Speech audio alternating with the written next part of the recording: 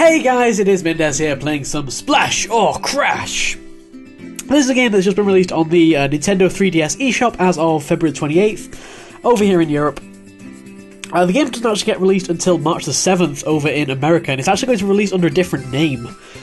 The American version is actually called Kersploosh. I really don't know why there are two different names for the same game in different regions. It's always a bit weird when this happens. I don't know.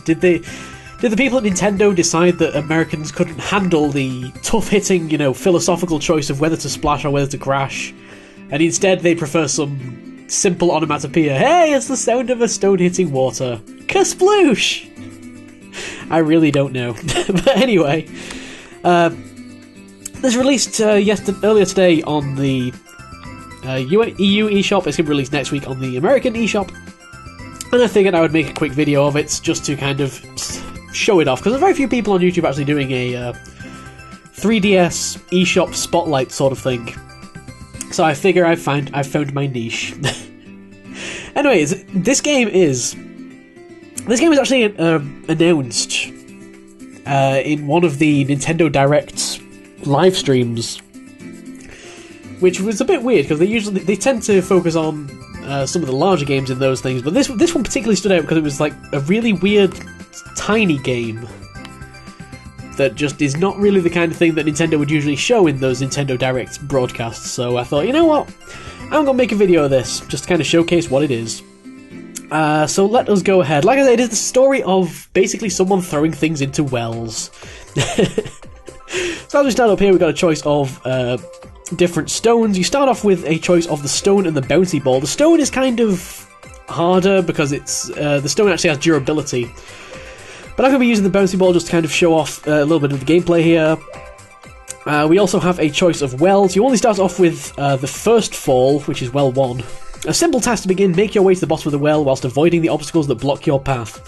As you can see, I've kind of got a couple of high scores already. Some of the stones, by the way, the stones have different stats, which we will go over in a little bit. But we're just going to get straight on into the game here and do Bouncy Ball Stage 1, which is by far the easiest stage. Bouncy Ball is a super easy one. So we get a little bit of storyline. This storyline just before a level actually depends on which stone you actually choose. I should never have trusted that advert. Lies, all lies. Brings joy to all the family, don't make me laugh. My husband left me, my daughter fell ill, and my beloved pet fish was eaten by a stray cat. I haven't had a spot of joy since buying this bounty ball. It can rot at the bottom of this well. Good riddance. And that's kind of the storyline here. Yep. So, the game is similar to other kind of Flash games I've played. You're going down a well and you have to kind of avoid the obstacles, fly through the rings and stuff. Use the circle pad to actually control your momentum a little bit. Come on, get through the hole. And you just kind of have to make it to the bottom and avoid hitting as many things as possible. Bouncy Ball is by far the easiest difficulty because you don't actually have to worry about durability with the Bouncy Ball. The Bouncy Ball has absolutely no HP, as you can see at the bottom. Just got a little infinity symbol. Flying through the donuts gives you a little bit of a speed boost, and flying through the balloons gives you a little bit of a health bonus as well. So you got some collectibles to, get. The wells are the same. There's only a choice of 10 wells, and I've only unlocked 6 of them. So we'll probably be unlocking more stuff later on in this video.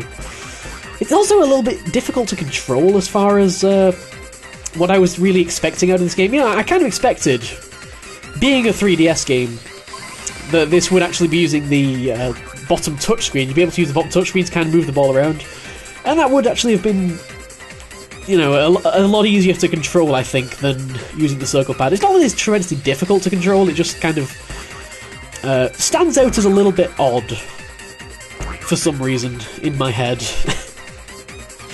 But anyway, we're just going to make our way down. These wells, by the way, are incredibly long, and they have a ridiculous amount of obstacles, and I don't know who's been putting all these donuts in wells. It's all these floating donuts at that as well. So that was like the slowest I've ever done that well. Fantastic! I'm glad I got that particular attempt on video. We've not unlocked anything new for that, but that's because I've done that one before. So let's have a look at the different types of stones we can choose. We can choose the basic stone. As you can see on the top screen, we've got stats. It's got a low level of boost, mid level of speed, and pretty low HP. Honestly, that's kind of low. Bouncy Ball has infinite HP, super boost, but very low actual, gaining speed just from dropping without going through donuts. You have the Iron Ball, which has super burst. We basically have the same speed as the same stats as a Bouncy Ball, except slightly more difficult because it actually has durability. Although, really, with 999 durability, I think you could probably hit everything on the way down and not die. And you have the Jewel, which is generally fast, doesn't give much boost, and has really low HP. And all these have different storylines. Well, I say different storylines, but you get a different short 5-second clip before the level starts. Does that really count as a storyline? I guess it does as far as this game's concerned. So let's actually try the Jewel. The Jewel is the most difficult one that I've unlocked just because it has the least HP. So you're going to have to actually worry about whether you're hitting into things or not.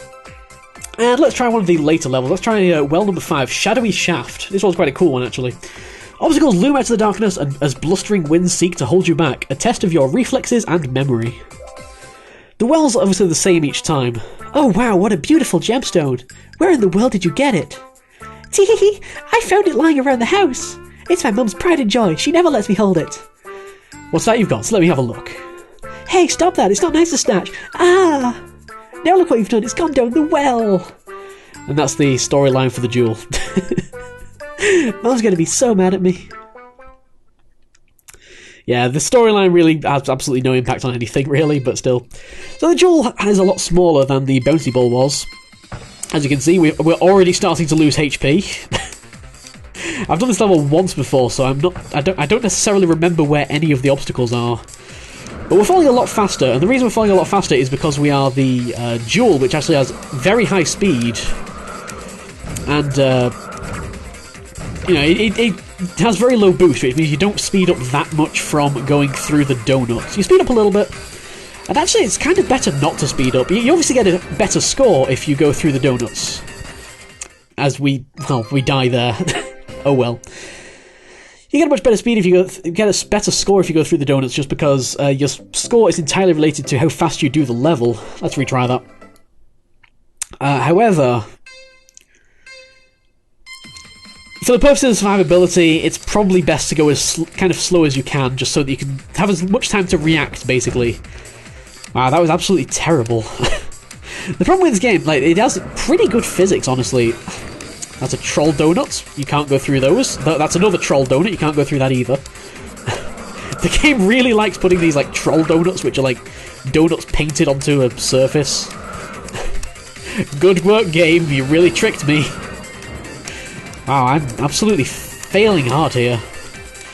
Let's not hit any of these. Okay. I can do this. I can do this. I don't think I've ever done this with the Jewel before. I think when I actually did it, I did it with the Bouncy Ball. See, I thought that was a donut. You don't quite have enough time to react when you realise it's not. Yeah, let's. I think trying to do the Jewel on that level is a little bit ambitious. Let's say. Let's use the Iron Ball. Like I say, the Iron Ball, it's got 1,000 durability. It's time to admit defeat. To put my dreams to rest. Plus, it's going to give us an opportunity to see the Iron Ball storyline. How long has it been now since I took up the shot put? In my youth, I even hoped to compete in the Olympics. But that time has passed. My skills have only waned. I've made up my mind to go home and be a family man. This throw will be my last. So this is the tale of the retired shot putter throwing his final shot put into the well, I guess. I don't know. Does that really matter at all? Not in the slightest. So what were the Iron Ball stats? I think it's got low speed, but really high boost and high durability. So we're going to actually, because we're going so slow, we actually kind of want to go through some donuts. Preferably some real donuts. Stop throwing these troll donuts at us. Game! Yeah, I get the feeling the troll donuts are something that I would be complaining a lot about if the levels were randomly generated. But because the levels, you can kind of memorize the levels. I'm doing terribly here. Jeez, look at my health. Because the levels are, the same every time, you can kind of memorize where all the troll donuts and where all the real donuts are. So, you know, for anyone that really likes to go for score, this might actually be a pretty fun and enjoyable game. I get the feeling. Let's actually collect some health. I am hitting everything on the way down here. I'm doing absolutely terribly. This game does, obviously, because it's on the 3DS, it does support 3D, which I kind of thought might be actually really good, but it turns out it's really not helpful in the slightest. It starts out being helpful. When you're moving at really low speeds, the 3D is really useful, because you can kind of judge with your eyes just how far away things are, and kind of focus on each obstacle at a time. The problem comes when you get particle effects, like when you start going at high speed you get these like streaks of wind just coming up behind your ball. We'll see that in a second, I guess. And the problem with that is that, let's use the iron ball again, they don't quite match up in terms of the depth. They're in a weird place and they're very distracting on the screen, any kind of particle effect actually. So, it doesn't really work. So Well 6 is one that I've actually not done before, so let's try using the iron ball on this. This path to the underground is lit by searing magma. If you forge carelessly ahead, the bitter taste of rock awaits. So these are all very short. The introduction sequence is the same every time. It only depends on which stone you choose, by the way. These are very short kind of levels. They're just very, very short, like, little mini-games, basically. And obviously, it's nothing but tremendously new in gaming. You know, I've played. I'm pretty sure I've played Flash games on Newground that are basically the same as this. Wow, these boost a lot. I'm pretty sure I've played free games on Newgrounds that are basically the same as this. But I think the main draw of this game is in its. You know, it's array of environments, if you will, because you can see like the magma texture on the walls is really quite interesting, and it makes for a quite interesting journey down the well, essentially. Because what we have here is a situation where it's actually kind of difficult to see some of the obstacles because of the texture. That is not a real donut, and so that can be a little bit of a draw. The other draw, of course, is the physics engine. And the fact that you can use different types of stones with, you know, their own different stats, which is actually fairly cool.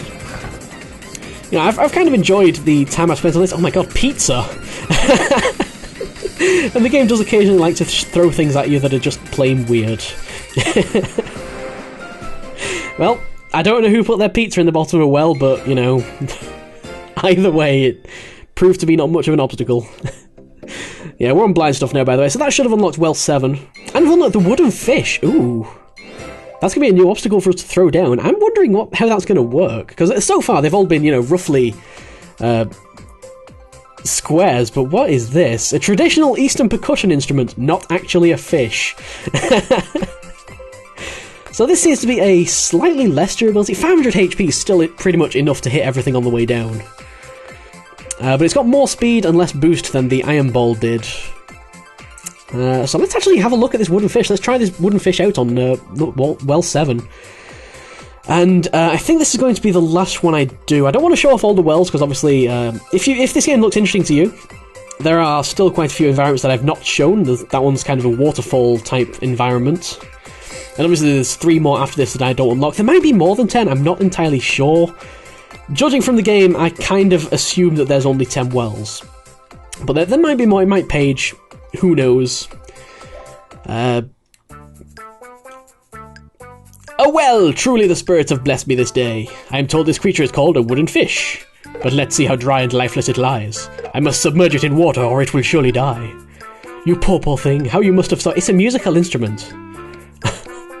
Go now, sweet fish, to the waters below. It's a musical instrument, dude. You don't... Okay, well, whatever. That's the storyline for the wooden fish, then. So where are we going now? This environment's a little bit... I can't remember what the... Wow, this is a really weird ball to use. I can't remember what the environment said it was, but this is kind of interesting sort of well. Oh, come on, move! Kind of got stuck on the edge there. You know, it's the kind of thing that, yeah, you can find for free on Newgrounds, but not necessarily with this range of stones, range of wells. It would be kind of cool if there was actually a randomly generated option. Unfortunately, that is not the case, but it would be kind of cool if there was. This is really, really difficult with this particular ball, because this ball's kind of irregularly shaped, so you kind of have to go through things a certain way. Yeah, this is probably not the best well to test out this wooden fish on. Why are there so many floating things in this place? Fortunately, I think we've got enough health to survive all the way down. The balance is a little bit weird. Like, I get that the whole point of the bouncy ball is to have infinite health. But then you got the iron ball and this. You can tell I'm playing terribly, and I still survived that one with over half health. And, you know, durability over, like, 200 or so really doesn't matter at all, because you can just hit everything on the way down, and it doesn't matter. And we got the watermelon. And well 8. So yeah, there are more stones to unlock. I don't really know how you unlock everything, because clearly I've missed something. Maybe I'd actually have to beat something with the... I'm pretty sure I have beaten something with the jewel, so that's not right. I've clearly missed a stone somewhere, but I don't entirely know how to unlock them. That is just one of these secrets of this game that will remain a mystery to me. May look tasty, but that doesn't mean you should smash it open. Smashing open watermelons, always a fun time. So that's all I'm going to show off.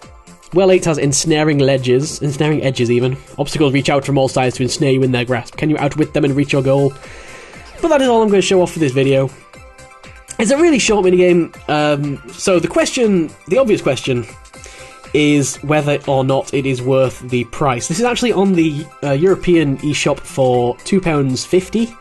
Well, £2.49, but £2.50 is a close enough approximation for the purposes of this video. And I don't think the price has actually been announced for the American eShop, but it's probably going to be around about $4, maybe $4.50, something around about that. So all this really has is 10 different stones and 10 different levels. It's kind of difficult to really recommend the game with this amount of content. Having said that, I think that a lot of the games on the 3DS eShop are pretty generally poor value for money. In general, I don't think that the 3DS eShop has a tremendously good reputation when it comes to value for money. But I think this is certainly a game that, certainly if you are interested in getting scores, this is...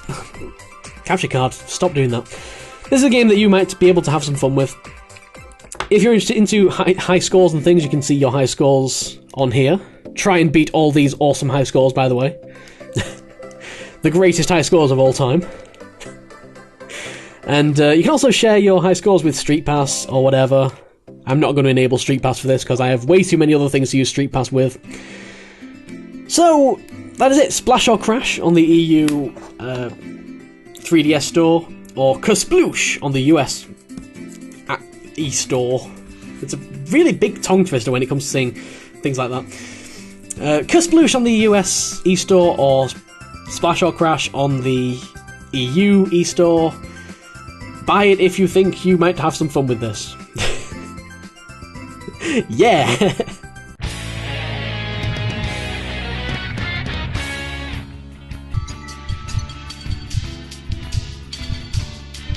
Kalima! Kalima! Kalima!